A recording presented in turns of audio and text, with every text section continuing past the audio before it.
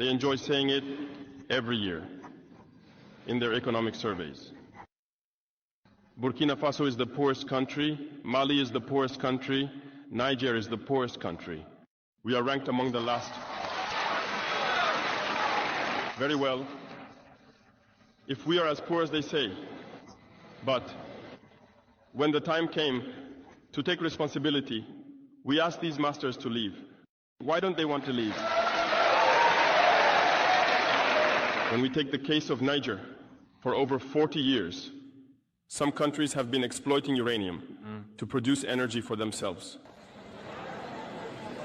From Ottawa to Paris, the streets are lit up. That's the light. But in Niger, it's darkness that is served to us. When you go to our states, our lands are riddled with holes, everywhere in search of precious metals like gold, but often there isn't even the slightest accessible road to reach the areas where they exploit gold, let alone some basic social services. That's why we decided to revolt and take the destiny of our countries into our own hands. There are many other examples. But when we decided to do so, well, we were approached by some armchair slaves to deliver the message of their master, because they had created this kind of polymer chain that rises to the head of our states to serve them. And we came to break the chain. And it's inconceivable for them. They approached us and asked us to fall in line, to become part of the elite that must lead Africa.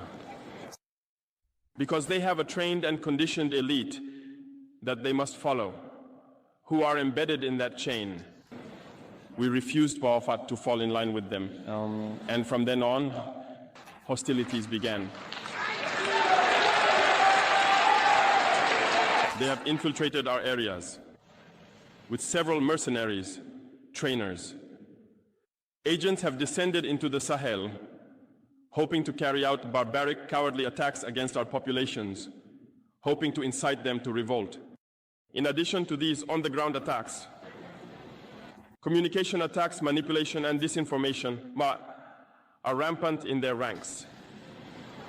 But the people of the Sahel have understood, and never again will they be manipulated. They know where they come from, they know what they are doing, and they know where they are going.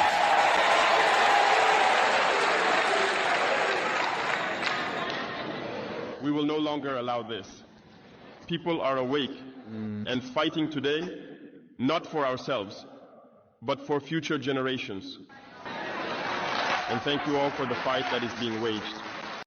We will fight for true independence, for our freedom. Because to scare the people of AES, these individuals only have 3 terms in their mouths: democracy, freedom, human rights. Of course, their local lackeys are only elected in a democratic, free, and transparent process, according to them, their values. What could be more normal? That they want to impose this on us, because they are the ones who set the rules. Very well, we have decided to take responsibility for ourselves. That's why on July 26, 2023, when Niger decided to turn the page, the armchair slaves and their masters got on their high horses. They put their local lackeys forward and decided to wage a war against the Nigerian people.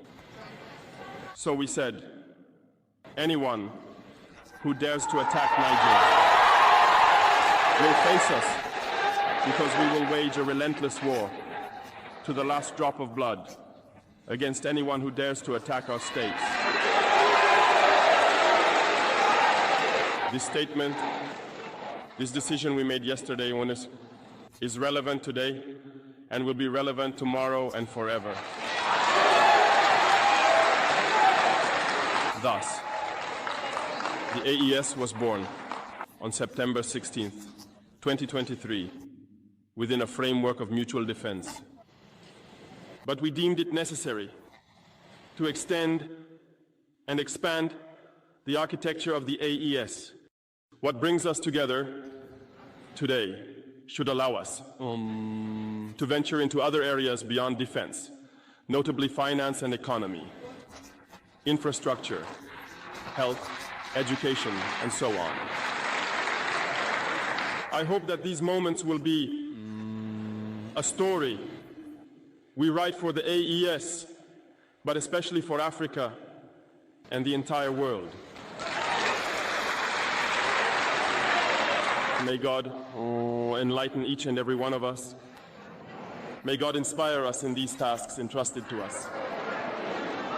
And above all, when we carry out our work, let us keep one thing in mind: the supreme interest of our populations.